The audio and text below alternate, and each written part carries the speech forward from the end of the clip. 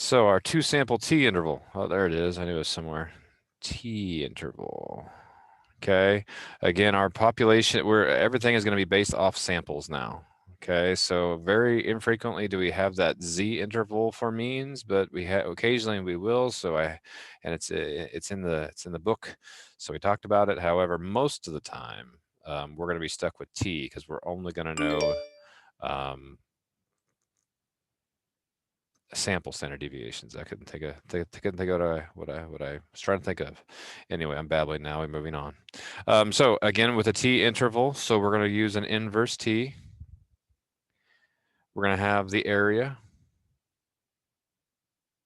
followed by my degrees of freedom. Now again, remember the degrees of freedom is set off the sample size. However, I'm talking about a two sample interval, so I might have two different sample sizes. So what we have to remember, the degrees of freedom is going to be n minus 1 for the smallest sample.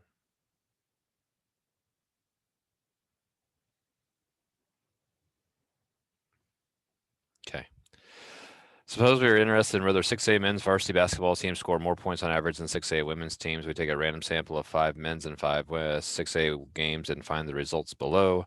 Find and interpret a 99% confidence interval for the difference in the mean points scored. Okay. So so we're going to find we'll abbreviate something here. We're finding so our parameter of interest here is the actual mean of the difference between men minus women.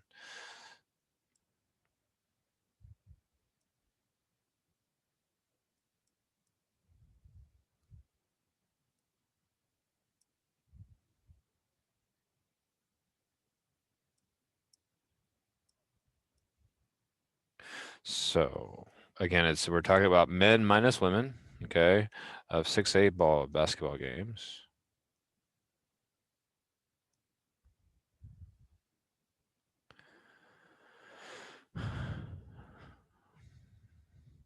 And because we're trying to, what does it say, find and interpret. So we have find and interpret. So we're going to have those two things. So we're not going to have a whole lot of, a ton of stuff. And probably a failure on my end is I should have dropped these into a list, but I don't think there's any point in watching me enter data into the calculator.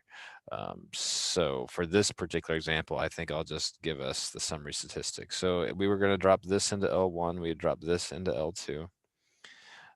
And we would come up with, actually, maybe we should do that because it's a short list. I will do that. I hate to have you watch me enter data, but I think that will help us understand what comes out if I could actually find my calculator instead of just randomly scrolling through all my apps. So again, we're gonna go stats. We're gonna go. We're gonna edit, and I gotta drop these into a list real fast. I don't know how many's in here. I know it ain't 5. So what are we after? 45. Ah, my gosh.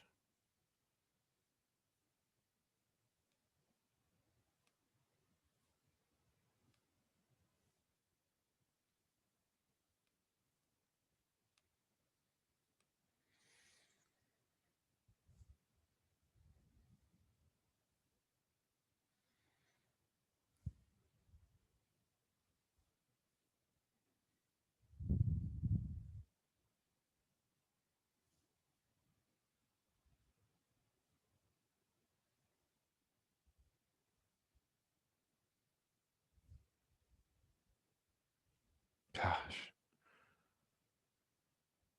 All right. I hope. Whoop. Good thing. Yeah. What's that supposed to be? 62. Yeah. If we scored 6 points in a game, that would be miraculously bad. All right. Okay. So again, now that we've got that entered, we're going to construct then a 2 sample t interval for means. So again, this is we can follow along with panic if we need to. We've identified a parameter. We got to get some assumptions out of the way. So let's get those assumptions out of the way. Again, our assumptions are always going to follow along that same, they're all along the same lines. They're all the same now. It's just that we have to know when they're different, if that makes any sense with it all. Okay, so we have a random sample of 6A basketball games, men's and women's 6A games.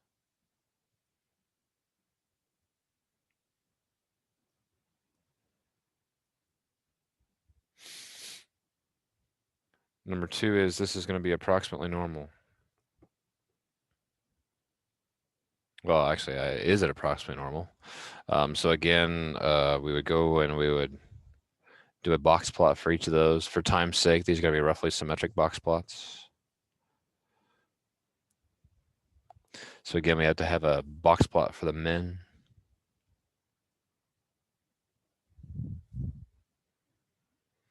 And a box plot for the women.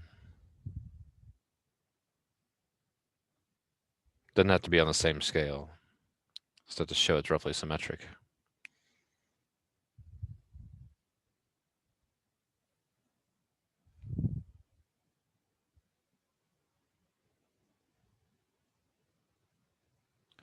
And we're going to assume that, and again, we had to have one for each game. So 8 is less than 10% of all men's games.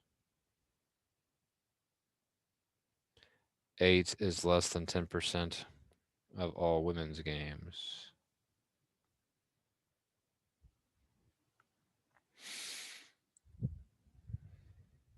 All right, so we're going to do a 2-sample T interval for means. If we worked, the formula was up above, so I'm not going to necessarily do it again, but I need to know what my summary statistics are, and I'll write those down. So, and we'll just pop out to our calculator real fast and just get this part of the job done. Okay, meaning we're going to go stats, we're going to go over to tests.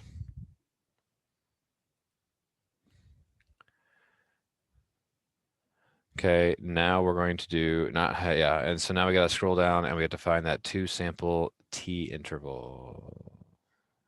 Okay, so there it is, our 2-sample T interval. And we select that, and again, we have choice between stats and we have data. In this case, I have data. When I go over, I'll just click on stats. I hope our next one is stats. Yes, our next one is own stats, which isn't, so that'll be okay. So we'll get there when we talk about that. But if we come back to this one, we are going off data. So we have our data. We have my data is stored in list 1 and list 2, just like that says. And our confidence level, I believe, was going to be 99%. And we'll never pool. Okay, it's a different calculation that we don't worry about in AP statistics. So in other words, don't pool. Don't go in the pool. All right, so here we have all of our information. Make sure it matches up from my notes from last year. So I got all that entered correctly. This is going to have a combined degrees of freedom. So and again, we're just worried about the degrees of freedom from our smallest sample. So even though it says it's 10.36, we're always going to write down a degree of freedom of our smallest sample. Okay, so we have all that stuff we could write down. I'm going to write it down because we're going to need it for our formula. In reality, we wouldn't have to write it down. Just because the requirement on the AP exam would be to name it, which we've done, and then to have the interval. But for me, in the test, we're going to need to see the actual formula. So here we go. The X bar for the men was 53.25. The standard deviation for the men was 7.81. The sample size for the men was 8. We'll have an X bar for the women coming in at 40.75. We will have a standard deviation for the women at 3.96. And we'll have the number sample size as 8. The other thing that we'll need to know is what critical T value we're going to use. So I'm going to go T is going to be equal to, and again, this is whether you like to use your calculator or the chart. The calculator, what area will this be? So we're talking about trying to be 99% confident. So that, and in this case, the chart might be easier because you don't actually have to figure out the area, because you can go to your chart, you can go to the bottom, find 99%, go up to row 7, and there you have it. If you're going to do it the calculator, you got to know that that area, there's 1% left over. So we're going to divide that 1%. So we're talking about a 0.5%. Slide that thing 2 decimals to the left, and there we go. That's the area that we have in the tail, and we have 7 degrees of freedom. So we're going to use a T critical value. So this is going to be very, very large. 3.499. So just like if it was a Z, that would represent 3.4 standard deviation, 3.5 standard deviations wide. It's roughly it's the same thing, just on a different scale. So there's our critical T value. Okay, so now we need that interval. So we're doing the difference between the two. So we're doing males minus females. So we have 53.25 minus 40.75. That will be my point estimate. Okay, plus or minus my critical T value, which was 3.499, times my standard error. So now that's the combination of two different means. So we again have that formula. So we're going to take the standard deviation, we're going to square it, divided by the sample size. We're going to take the standard deviation, we're going to square it, and we're going to divide it by the sample size. So again, the pieces parts are all the same thing. As far as we have that point estimate in the middle. See if this is working again. There we go. So we have the point estimate in the middle, we have our critical value, in this case a T value, and then we have our standard error, which in this case is putting two means together. Now I'm going to expect us just to use our calculator. I would not expect you to put all of this into an equation, or it's into your calculator. I'm going to slide to the right. I'm going to go back to my calculator, and that interval is created. It's 2.76 to 22.24.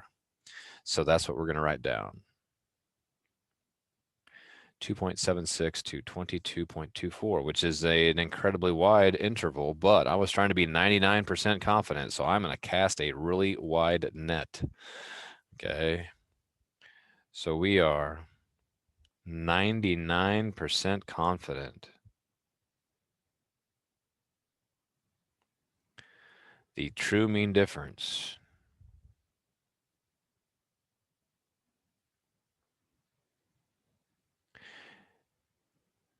in points scored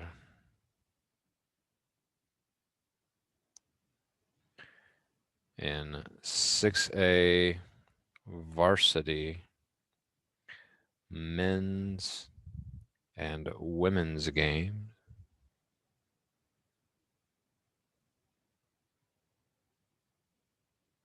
lies between 2.76 and 22.24 points. Okay. All right. And so if we go back again, we did our assumptions, we have a name in there, we actually found the interval, and we made a conclusion. So again, if we want to use panic on the backside, but eventually all these they all look the same. So based on our intervals or evidence in the average points scored between the men's and women, based on your interval, is there evidence of a difference? Does a difference exist? And in this case, yes. So if 0 is in my interval, that would give me indication that there is no difference between the number of points scored on average. However, because my entire interval is above 0,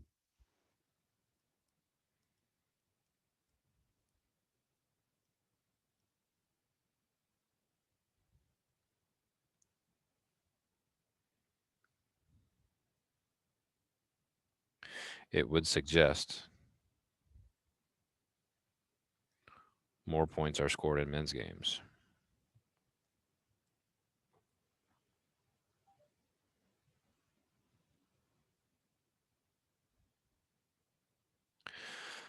Okay. And likely, if I'd have switched that around, we did it in women minus men, then that would have made my entire interval negative. So we just had to pay attention to which way you're subtracting there on what we're doing with that. All right, let's go look at our Wade tract preserve. The Wade Tract Preserve in Georgia is an old-growth forest of longleaf pines that has survived in relatively undisturbed state for hundreds of years. One question of interest to the foresters who study the area is how do the sizes of the longleaf pine trees in the northern and southern halves of the forest compare?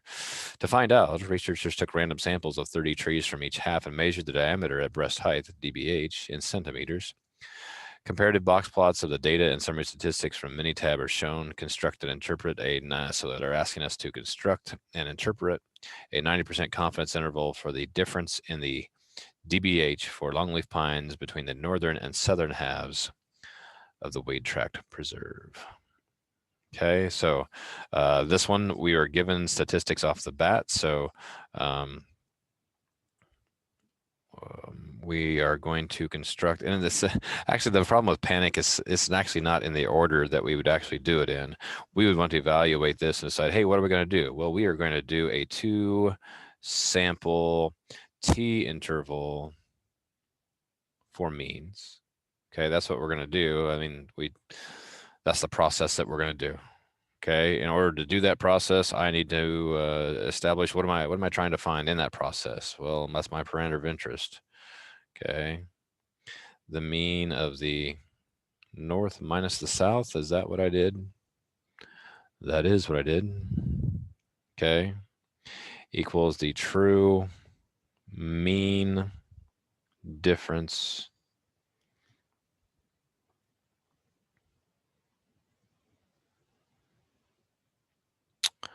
of tree, I'm getting sloppy, of tree diameter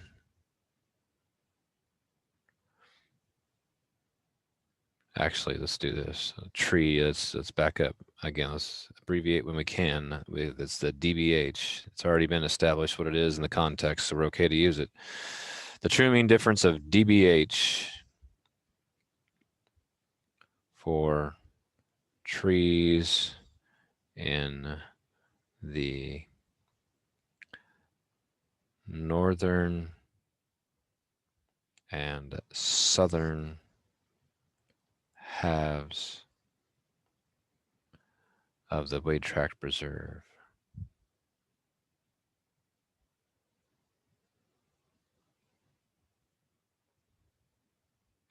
And I'm going to go with north minus south.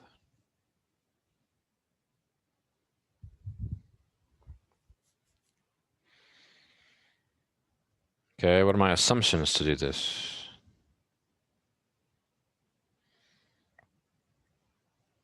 Do we have a random sample of trees in north and south? I don't know. Did we? Does it say? Researchers took random samples of 30 trees from each half. All right, so we got that covered.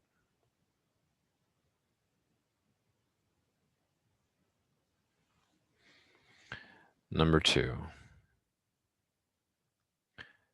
is if we combine those two, will I have an approximate normal distribution?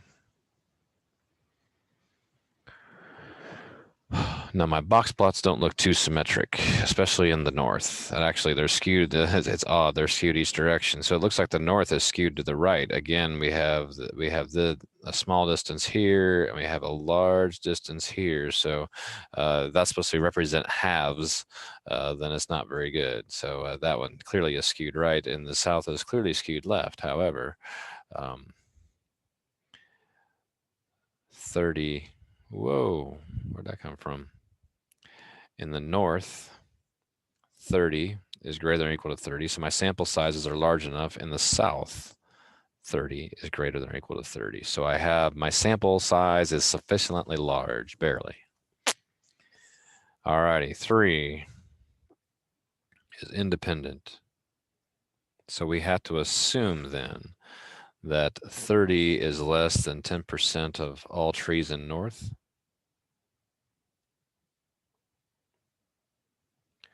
And that 30 is less than 10% of all trees in the south.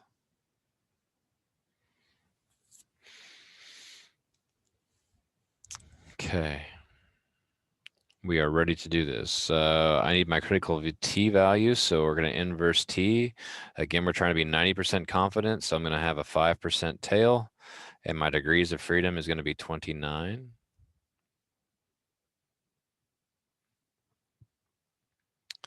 So again, we got to go to our table, or we have to do that operation in my calculator. It's going to depend on which way you want to do that. I'll just tell you that it is, I don't know where it's at. There it is, 1.7. Okay. All right, so if we write down this interval, so the difference is going to be 23.7. So the mean of the north is 23.7.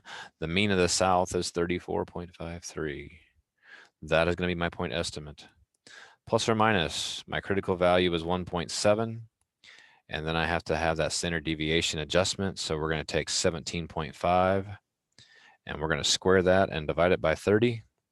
And then we're going to take the 14.26 and square that and divide it by 30. So that is just the interval. Again, it's just needed by me on the test. I would never expect you to do that. I'm going to expect you to roll to your calculator, hit stats. We're going to go over to tests.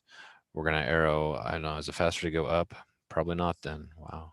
No, it was like 2 sample t interval. Maybe it was faster to go up. Anyway, there we go. Enter. Except this time we were going off stats. Okay, so the mean of the north was 23.7. The standard deviation of the north was 17.5. And we had 30 trees in that particular area. The mean of the south was 34.53. The standard deviation in the south was 14.26. And we also had 30 in that one.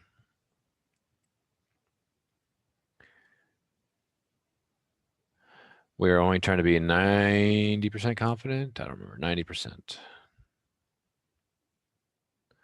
We're not going to jet in the pool, and we're going to calculate.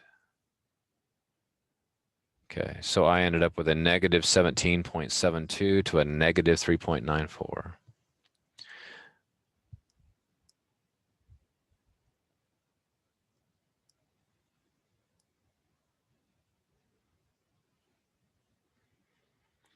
And again, we are 90% confident that the true mean difference in DBH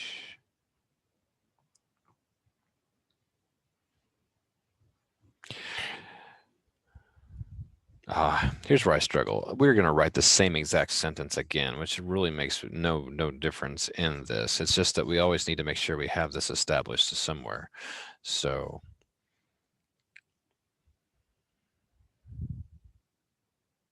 I think what we can do is this. Let's go ahead and erase this.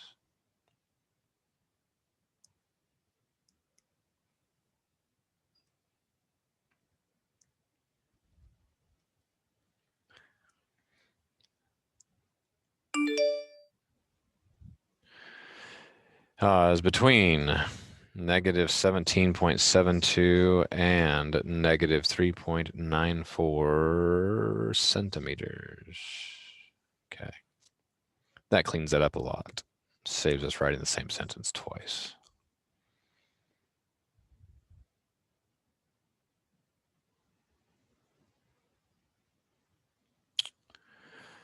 Okay, again, so this is, we've done this before. The only difference is we're talking about a mean versus a proportion. I realize now that I have failed to load the activity into my iPad, so I need to stop recording